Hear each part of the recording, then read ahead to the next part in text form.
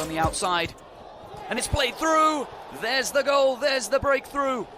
And it had to be Francesco Ciccio Caputo against his old side, Empoli. Litsitsky searching for the cross. He finds Caputo. Caputo with the step over. Ciccio Caputo does what Ciccio Caputo does best. Burying the ball in the opposition net. It's 2 for Caputo, it's 2 for Samp. And what a return to the Castellani for the ex-Empoli man. Is Fabio Quagliarella. Nice switch over to Antonio Candreva. Candreva goes for goal, and what a goal! Superb from the veteran. Antonio Candreva, the number 87. Just wide of the goal. That'll do it here at the Castellani. Sampdoria come away and they go back to Liguria, to the city of Genoa with all 3 points.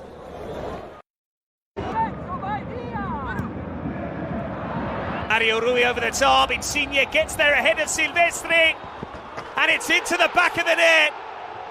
A moment's hesitation from Silvestri. He was in no man's land, but it's all about the quality of the ball over the top from Mario Rui. Osimhen got a toe to the ball before it crossed the line.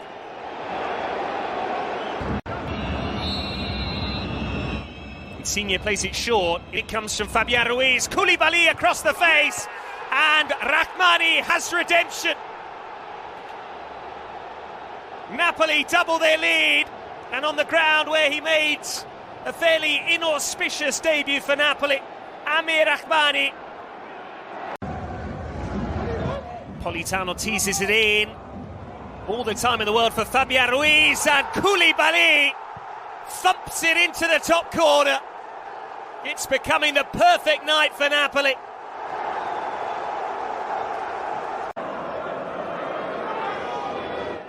Lozano.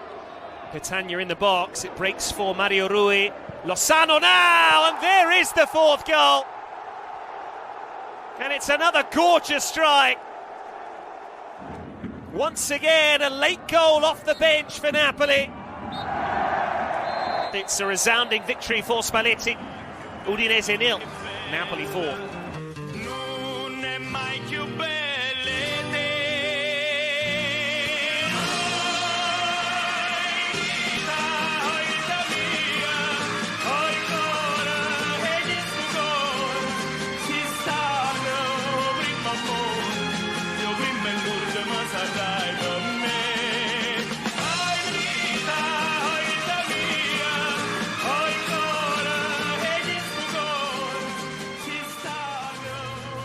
Bentornati tifosi napolitani to a special edition of the Far From Vesuvius. I am Raffa, and today I'm bringing you Frenemies Sampdoria. I have a very, very cool guest. His name is Vito Doria. Yes, his real last name is Doria. He'll explain it, and he'll explain his fandom for Sampdoria. But he's been working with Forza Italian football podcast for years and years. I remember when I used to listen to the podcast myself way back in the days. I used to listen to this guy talk, and he's really one of the most knowledgeable people I know about the league. He really does dive into like the history of the league too a lot in his work, in his articles, in his stories and his posts. And he's a big Sampdoria fan. I couldn't think of anyone else to have on for the frenemy this week. Sampdoria, as you heard, coming from a 3-0 win over Empoli away, and Napoli getting the big-time 4-0 victory over Udinese at the Dacia Arena. And, the matches for Thursday at 12:30 p.m. Eastern Standard Time. And, Napoli are first in the table and are looking to maintain that after Inter won their game yesterday against Fiorentina 3-1. Right now, Milan lead Venezia, so that means that Napoli, it's pretty much a must-win to maintain their top of the league status, but 4 wins from 4, that's halfway to their best start ever, which was 8 wins from 8. and an unbeaten in 14 in 2015-16. So, things are looking good. Napoli at the top of the table, loving life, undefeated. Hopefully we can continue that against a very tough Sampdoria team who only have 5 points as of now, but pretty convincing performances against their opponents. Like I said, that big 3-0 victory over Empoli got their first win of the season. We talk about that, and we talk about much more with Vito. Don't miss our post-match stuff. Don't miss Ken on Twitch. Ken Ciofreddi will be live about 15 minutes before the game tomorrow with a live Twitch, so look it up, Far From Vesuvius on Twitch. He's going to do basically a watch-along. He'll commentate on the game while it's going on. He'll talk to you guys as he's doing it. So basically a watch-along. So if you could watch the game and have a Twitch, in your ear with Ken, that's pretty cool. Do it. I'll try to be there myself. I'll be covering the match for, Far From Vesuvius and Raff. Don't forget, tomorrow, Raff Rant post-match, we are live with Patrick Kendrick, the commentator for the match tomorrow, about 15-20 minutes after the final whistle. And look out for some stuff by Henry Bell, the doctor himself, who's going to cover both the win against Udinese and the match tomorrow against Sampdoria. Some post-match stuff from him as well. So we got a lot of stuff coming down the pike. So check it out. And I hope you enjoy this episode of Frenemies with Vito Doria, Sampdoria. Ciao for now. Forza Napoli sempre.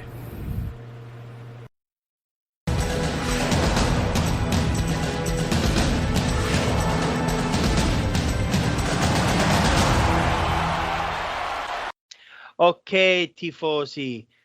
Welcome to our next edition of Frenemies. This is the Sampdoria edition.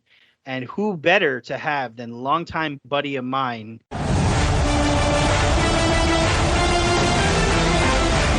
Vito Doria. Vito, welcome to Far From Vesuvius. Welcome to Frenemies. Thank you for coming on. It's a pleasure, Raf. We've interacted quite a few times online, and I think, it was only a few months ago we appeared together on the Cultural Connection podcast. So it's great to come here on Far From Vesuvius, and it'd be great to have a chat. Yes, and you're a contributor for Forza Italian Football, a podcast that I've listened to for a long time. I remember working in a hotel, sitting behind the the front desk when there's no guests, late nights, putting the podcast on. Sometimes I'd have to go clean rooms, Vito, and I'd have my headphones in, listening to the podcast. So much fun. You're also doing contributions to a site called Breaking the Lines, which is curated football opinions, which is pretty cool. So tell me how work with that is going. How's the podcast? How are the lads? How's Connor? How's Zach? How's everybody doing?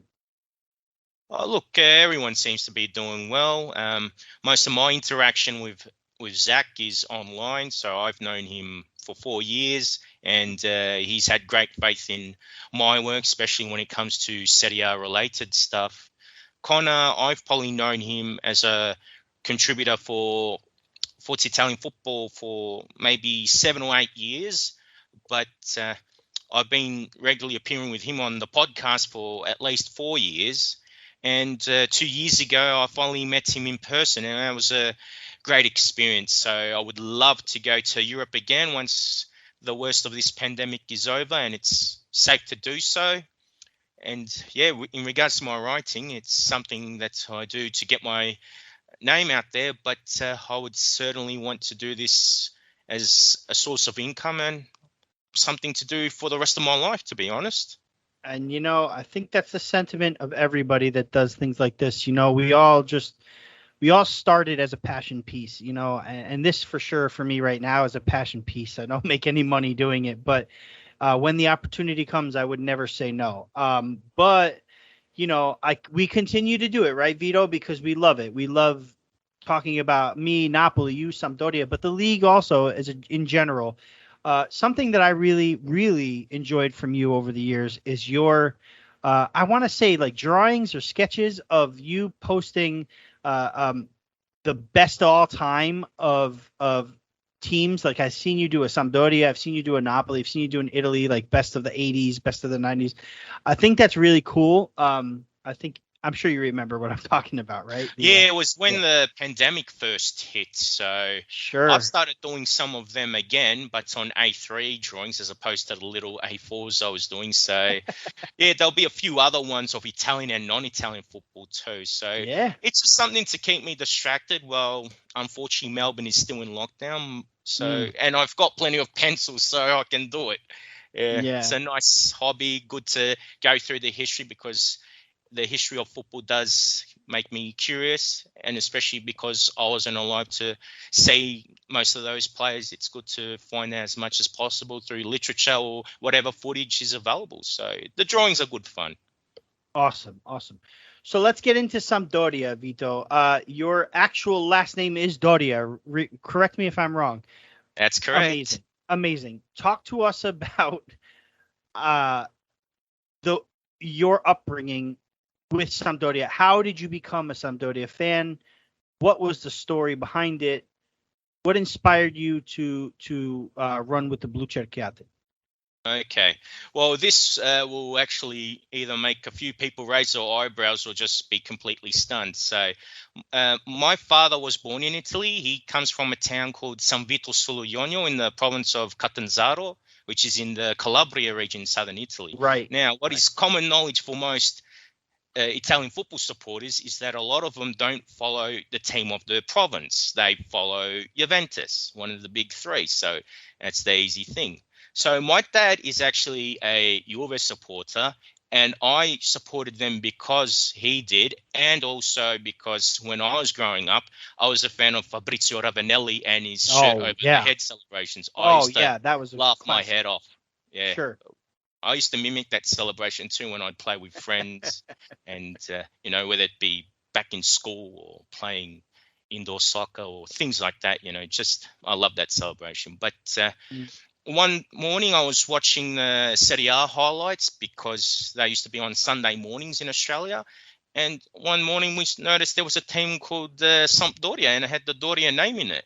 And my dad told me about Andrea Doria, the club. So it was formed by a merger. So for many years, I had a soft spot for Samp. But probably around 2010, 2011, that's where I jumped off the Juve bandwagon and fully committed to Samp. I thought, when I look at the team, at that time, there was a bit of promise with Cassano Pazzini, but then they dropped off. But I thought there was some hope there. But I decided I'd rather stick to a team through thick and thin. Juventus are associated with the Agnelli family. I thought it was better to support a team with my name on it.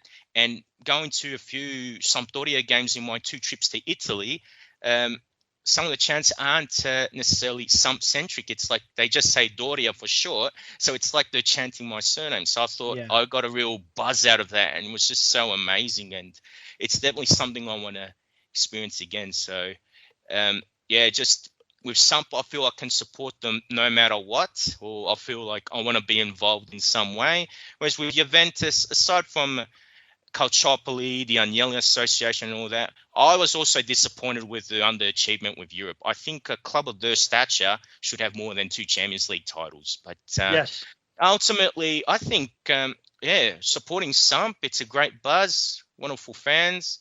Like I said, through thick and thin. And I think it should be used as a source of family pride because Doria is not a Calabrese surname. There are a few Southerners that have that surname, but it's Genovese in origin, and it was a prominent noble family in the 16th century or the Middle Ages. So I think that history gets lost. So it's a good way to tie everything in. And if Sampdoria can somehow have another glory age like the 80s and 90s, I think that's something that I could capitalize on, and many other people who are either blucerchiati fans or have the Doria surname can make the most of. So, it's just a wonderful thing.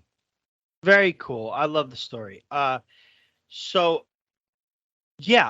talk about the glory days because unbelievably, aside from Roma and Lazio, the last team to win a Scudetto besides the top three, Juve, Inter, Milan, is Sampdoria from 1990, 1991.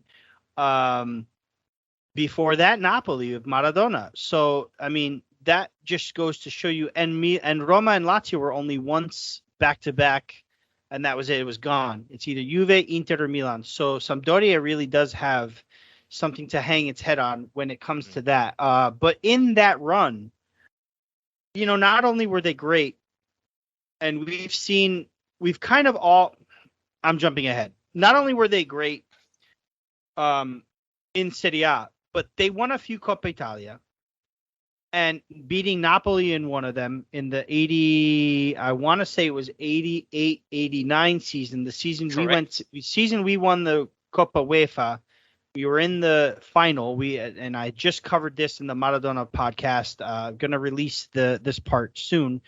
We did 88, 89 in two parts. We did the UEFA Cup win along with a tribute to Maradona's passing. And part two was the rest of that season, the Serie A and the Coppa Italia. So the Coppa Italia, we faced you in the final where you took the Coppa Italia from us. That got you to the Cup Winners' Cup where I believe you had a long run in as well. Am I correct? Then you win the Scudetto in 90-91, and then you go to the Champions League final against Barcelona in 91-92. Timeline is right. Am I correct? Yep. So okay. 89, Samp lost the Cup Winners' Cup final to Barcelona 2-0, who they faced in the European Cup final 3 years later. And 89-90, Samp win the only European trophy so far by beating Belgian giants Anderlecht 2-0 after extra time in Sweden. So that was the Cup Winners' Cup as well, right? Yeah. Yeah. Okay, so they did see, and that's it was 89-90, correct?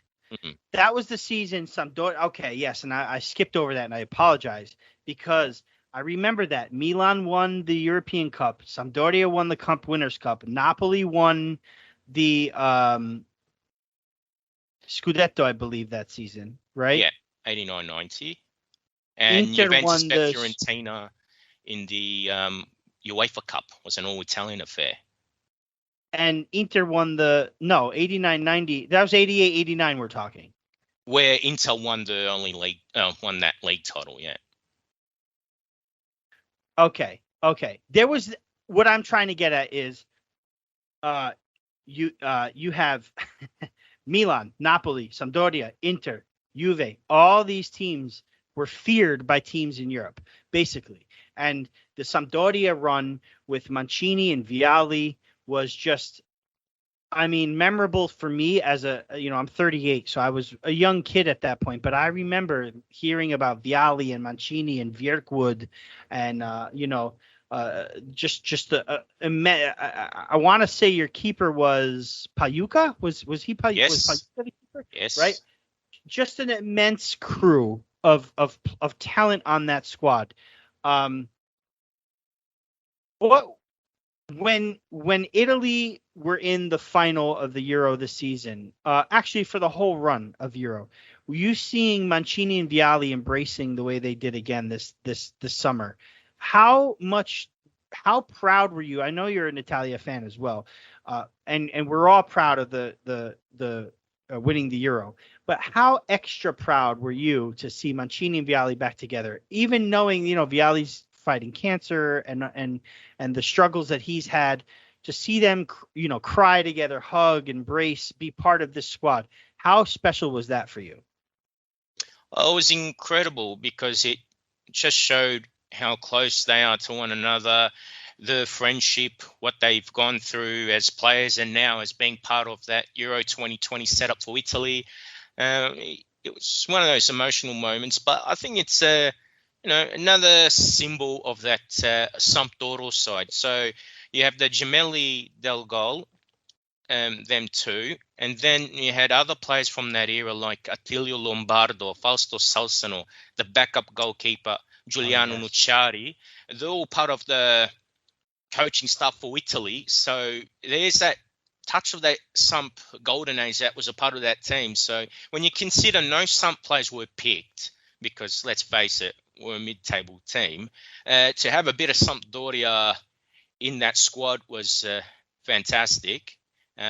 Again, with those two, Vialli and Mancini, again, it's just showed what a lasting friendship they are, the trust they have in one another, the love, the respect. It's great, but it just, for some fans, I think it brings back good memories that they're together. And I like to think too, without going on too much of a tangent, when I look at Italy's style now under Mancini, I do believe it's a lot to do with the Sarrismo back when Sarri was at Napoli, that 4-3-3 formation, emphasis on possession, quick movements. But I like to think it's also a bit of the mentality that they had as players, or even if we look at the modern history of the club, Sampdoria is not really associated with Catenaccio or just that pragmatism like some other teams might be. I mean, the great Inter teams were known for Catenaccio, or just that very dogged style of football. Juventus are often more or less a well-oiled machine. Milan are probably known for that flair, but it's usually the smaller sides. They don't fall into that stereotype, and I think Samp are one of those clubs, and especially Mancini and Vialli Samp, they were entertainers, not just winners. And I like to think they brought that mentality to the national team as well as, of course, the evolution of the modern game, and particularly how Italian football has been changing for some time. That it's not about just defense first or just sitting on a 1-0 lead, that kind of thing. I'd like to think they've brought a new mentality, and that stemmed from what happened to them as players. Right. It's some great stuff. It really is. Let's talk about, before we get to how you started, let's talk about some of the transfers. Let's get into present day Sampdoria. This season, for me, the big move was Francesco Caputo, and it was right at the end of the season, at the end of the transfer market. You even got him on a free, which I think is a steal, honestly. I mean, I know he's a little older, he's a late bloomer, but tell me how happy or big that was for you to add to the strike force of Quagliarella and of we have Gabbiadini there too. How big was Caputo coming in for you? I was surprised that Sump managed to sign him, but he's a welcome addition to the squad, and I'm glad that he managed to get that brace against Empoli, because he's looking sharp despite his age. Italy has a thing for producing these late bloomers, whether it's because they get ignored by the youth systems of the big clubs or they just take a bit more time to mature. But Caputo is one of those guys that's done the hard yards in the lower divisions. In the last 2-3 years, he's made an impact in Serie A. And aside from last season where he had some injuries, he's shown that he has the ability to adapt to Serie A football, that he is good enough to be at that level. And what he's shown so far is that he's still in good enough shape to bang in the goals, and to have someone of his quality is great. And if Quagliarella still has something in him, although he's 38 years old, despite their age, I think they're both quality finishers. So to have two quality finishers at your disposal, I think for any coach, that's a bonus and a luxury. Mm-hmm. Touching on the transfers out, you had quite a number of free transfers leaving. Most notably for Napoli fans, Lorenzo Tonelli left to Empoli on a free transfer. Sampdoria got rid of Caprari to Verona, Jason Murillo to Celta Vigo, all free transfers. And to me, this is crazy. Jakub Jankto, who I absolutely adore. I think he's one of the most underrated midfielders I've seen in a long time. I thought, for my money, watching him play, I thought he was a decent midfielder. Could possibly be like the surefire substitution on any of the big teams, if you ask me. That's my personal opinion. I don't know how you feel about him, but to lose him to Getafe for about 6 million, 7 million was a shame for me. Also, side note, Jakub Jankto is the first player to ever score in the newly named Maradona Stadium. Obviously, there's a lot of players that have scored in that hallowed grounds, but under the name Stadio Diego Armando Maradona, Jakub Jankto is the first player to score. He led the the Napoli Sampdoria match, which was the first match played under that name, and then with goals by Lozano and Petagna, we were able to come away with a win. And being the first match under the Maradona name, I think it was fitting that Napoli win that match. But Jankto is the first player to score in the newly named Maradona. So for him to leave the team, the league, was really sad. I did like Jankto. How did you feel about that? For Getafe, it's an absolute steal. 6 million euros, just extremely cheap. I couldn't believe that he went for that figure. A few years ago, Samp had purchased him from Udinese for something like 14 or 15 million euros. Right. So to sell him that way and for that cheap, that's why I was taken by surprise, because Samp are the kind of club that want to sell at a profit.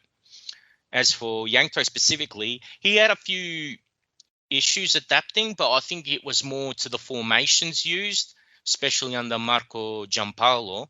So once Claudio Ranieri got there, he fit in well into a standard 4-4-2, playing that left midfield role. Sometimes he'd play on the right. But when Ranieri was there, I saw him play his best football at club level, and it looked like he was really improving as a footballer. Then watching him play at the European Championships for the Czech Republic, he wasn't outstanding, but he was serviceable. He worked hard. He was effective. So he could do a role for them, and I thought, he was quite admirable there too. Losing him, bad for some, but I think also the figure that he went for, that's probably the thing that leaves me stunned. I agree. I think way too cheap. Let's go over your start. I'll go all the way back to the Coppa Italia game against Alessandria, 3-2. You came from behind on that one, actually. It was a little tough, but Quagliarella, Gabbiadini, and Thorsby, who I also really like Thorsby a lot, got the goals for you. You progressed to the next round of the Coppa Italia. That started the official matches for you, but then a loss to Milan, where I thought Sampdoria played really well. Milan, the goal by Diaz early, but I think Sampdoria really did a good job to kind of hold Milan to just that goal. Then, 2 draws. Sassuolo's a tough team. We've seen them play really tough and fall short of victory a couple times. And then the 2-2 come from behind against Inter as well, followed by the latest match yesterday, winning 3-0 against Empoli. Again, the first loss kind of hurt, 2 draws in between and then a win, but the draws coming against teams like Sassuolo and Inter and then the win to Empoli. You sit 11th currently on four matches played, a win, 2 draws and a loss, 5 goals for, 3 against, 5 points. The table and the points total might not reflect your play. I'm really worried, actually, after being on the road to Leicester City, having to come back 2-2 from down 2-0, and in a hard-fought, draw. Then coming in today and, beating Udinese 4-0 on the road, which I thought was going to be a lot tougher than it was. Udinese was coming in unbeaten also, with a draw against Juventus and 2 straight wins. Sampdoria, for me, is also very tough. It's at the Marassi, again, 3rd straight match on the road, back-to-back games, quick turnaround, 3 days rest. Tell me how you feel about Sampdoria going into this Napoli match, and what do you expect from the squad? What do you think? Is there going to be more rotation? Are they going to go all out for it? How do you feel about this? I don't think there'll be much changes taking place, because the Versa is a coach that doesn't really make a lot of changes in general. I've seen it, particularly when he was at Parma, that more often than not, his team always played in a 4-3-3 formation. He would rarely deviate from that, and when he did, it would be problematic for them. Diverse is the kind of coach that likes to have more or less a simple plan, carry that out, and stick to that. As for the particular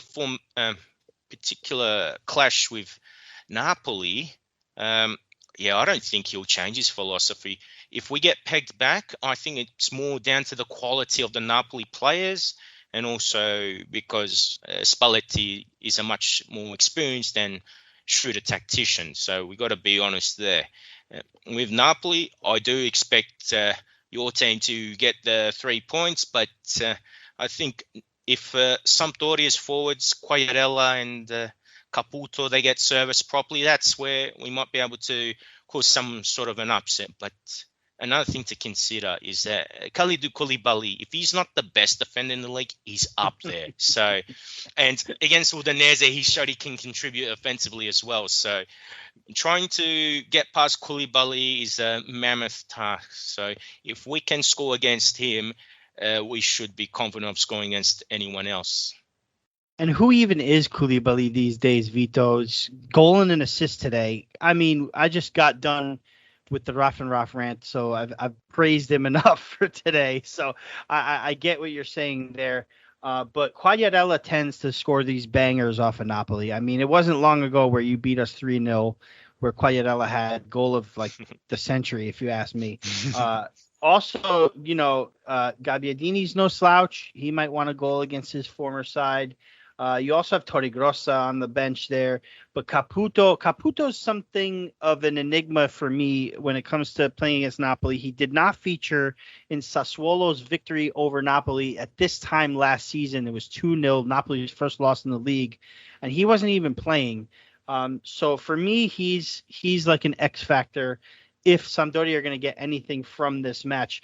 But I mean, like you said, man, a lot of people are out there touting Napoli for Scudetto. I think it's a little too early to determine that. If you ask me, I'm trying to be a realist. I would love for Napoli to win a Scudetto. I need them to get back to the Champions League.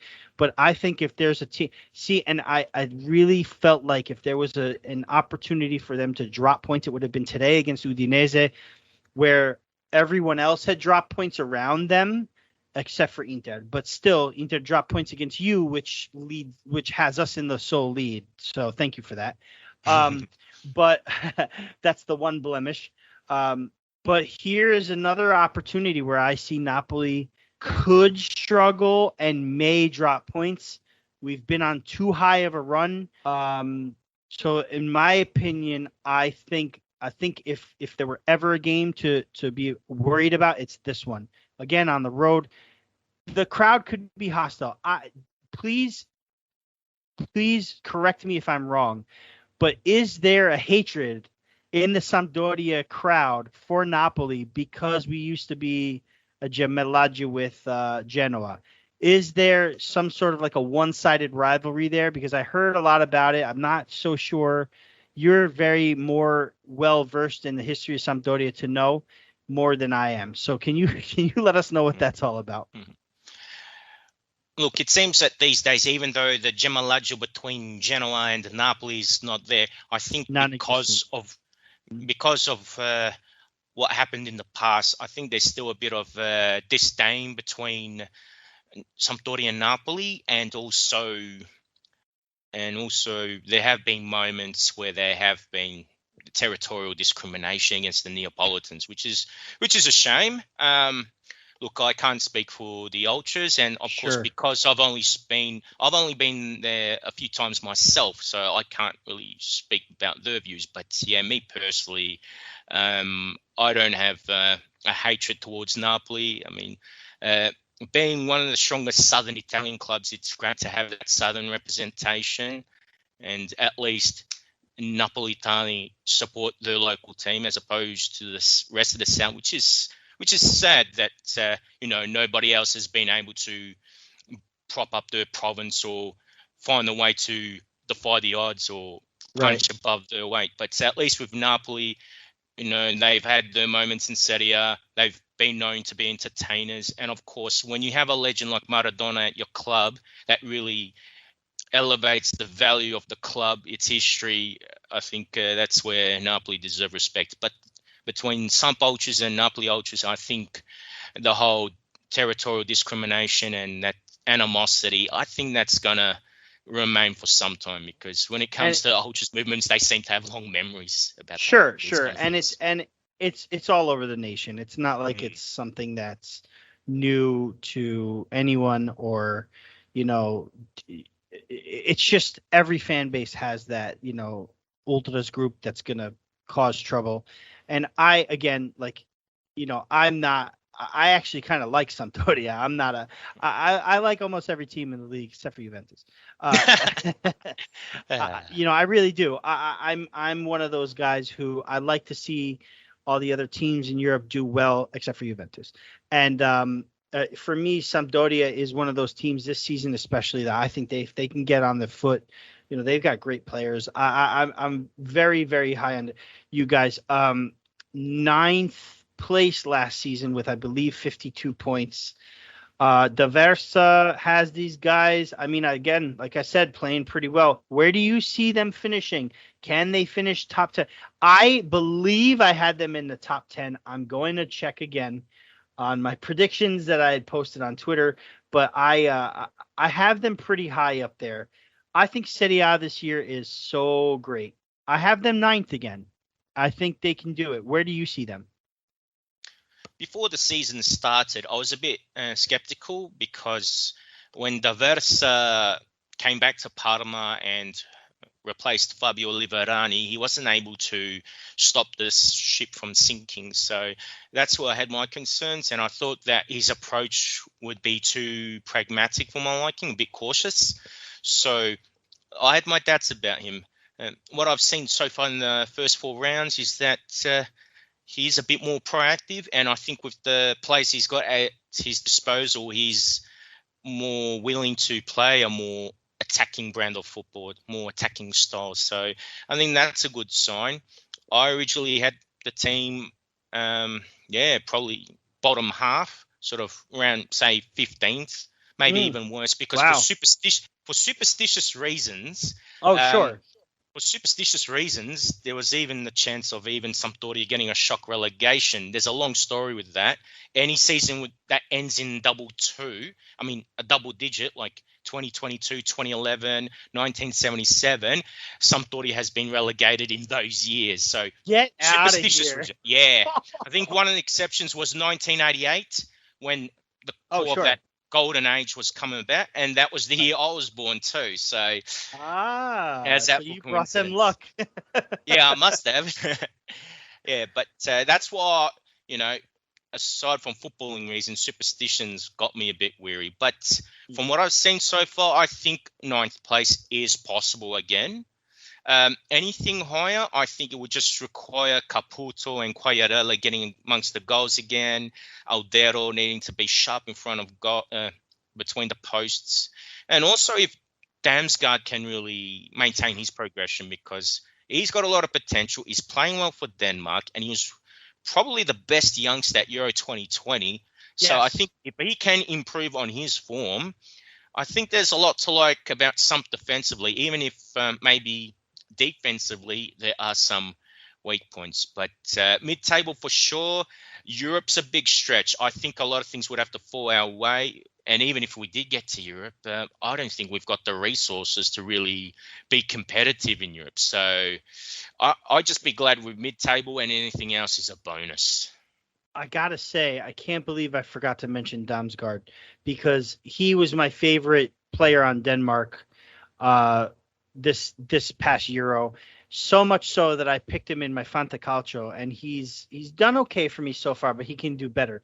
But Damsgaard for me is I mean points wise in Fantacalcio. I don't mean on the pitch. I think he's a great player. But Damsgaard for me is a star in the making. I really rate him highly. And I think Damsgaard and crew, and like I said, I did my 1 through 20 after the Mercato closed. Caputo getting on that team for me took them from like 12th to 9th for me. I think they can get there. And like you said, Europe is a stretch, but why not? I mean, there's so many great teams in Serie A right now. any of these top 10 could really sneak into European spots. I really do believe that. One last thing I want to talk to you about, and then we'll let you go, Vito. But Massimo Ferrero, he is quite the character. There was a lot of talk about him selling the club a couple seasons ago. I think those kind of talks have died down, unless you know something I don't know. I know he's very passionate about the squad, but do you feel like it's time for him to sell? Or do you think that maybe, he stays on, he tries to get into Europe with this club, he gives it a real go? What are your thoughts on that? My views on Ferrero are very mixed. Ferrero is definitely an eccentric character. I mean, the way he waves around a handkerchief or any other piece of cloth, I think it's funny. He is a like passionate the super character. fan, right? The number one fan, right? Yeah.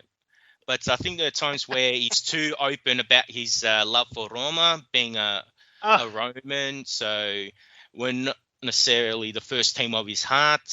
And I think in regards to the club's ambitions, he's given false hope over his 7 years in charge. Personally, I think it'd be time for him to sell the club, that it would be best that he explores different ventures.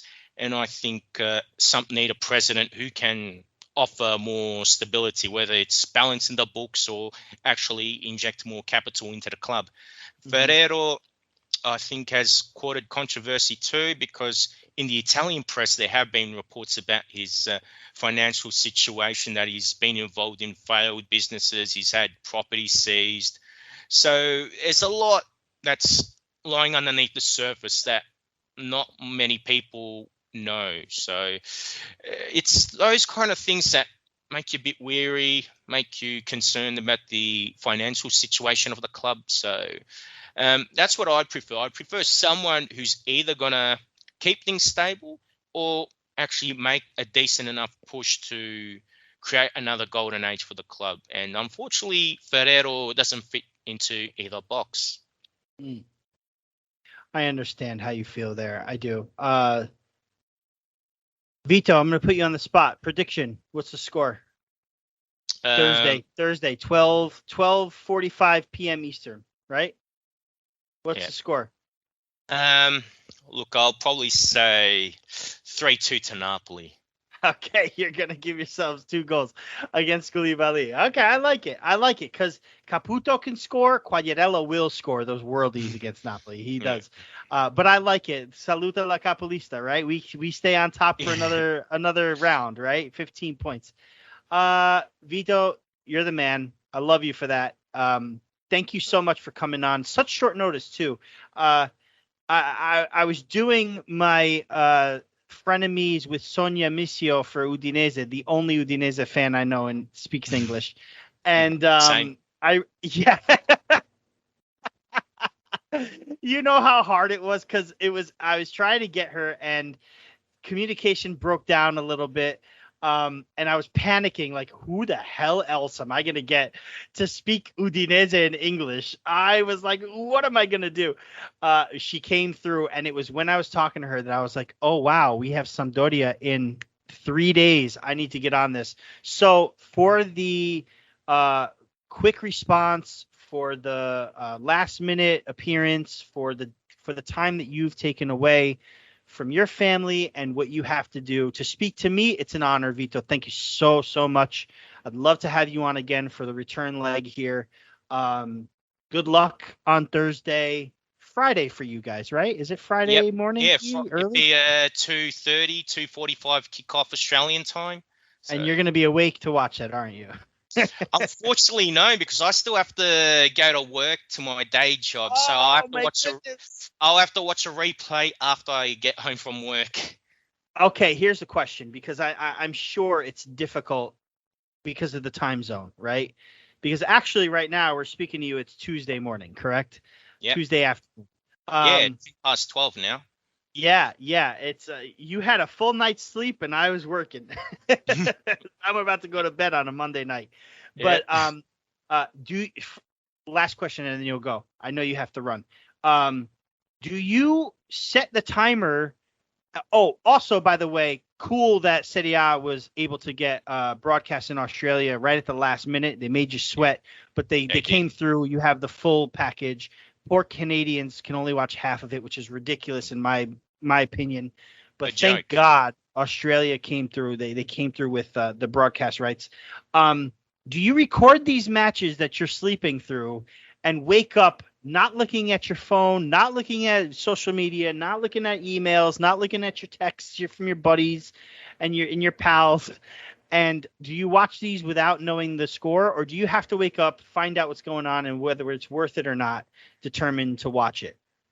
The second part, to be honest, because sometimes I feel if it's a loss and if it's one of those really dour games, and even with 0-0 draws, I just think it's not worthwhile. Just watch the highlights. That's it. But if Sampdoria win, and it also, especially if it's a good scoreline, I definitely love to watch it, because not just the goals, but if the build-up play is worth watching, just the general play, that's what I enjoy watching. So a high-scoring draw or a win, especially high-scoring ones, I like to just sit down, relax, and enjoy every sequence, whether it's a nice pass, some fancy tricks on the ball, audacious shots. That's, I'm one of those people that can actually sit down and watch a game, even if I do know the result, because I'm intrigued by how the teams move and how the players just go about it. Are they usually all overnight, or do you get a late night one in here and there? Look, really, it's also dependent on daylight savings too. Sure. So 4:30, when games kick off at 4:30 Australian time, I just set a recorder, and 2:30 games definitely. For me, I think it's too strenuous to get up at that time or start that late. But fortunately, the last few games have started at 8:30 p.m. Australian time. So ooh, beautiful. It's been fantastic. So the Inter game, the Empoli game, and the Juve game coming up, they've come at perfect times for me personally. Even though the Genovese, they're angry that they got to have games during lunchtime in Italy, but for someone based in Australia, it's perfect, because I don't feel exhausted, and even after the end of the game, I'm not feeling drowsy or that willing to go to bed. So the Napoli match is overnight then? Yeah. Napoli match, even if I had the day off work, it would not have been. It's too much. It's too much. Well, for your sake, I hope it's a 3-2 where it's really, really exciting, and I'll text you saying, dude, you got to watch this match. Yeah, it sounds right. All right, my friend. Well, listen, thank you again so much for coming on such short notice again. Good luck the rest of the season. I'll talk to you again when we see you at the Maradona later on this year. How's that? Oh, it sounds awesome. Perfect. Thank you, Vito Doria.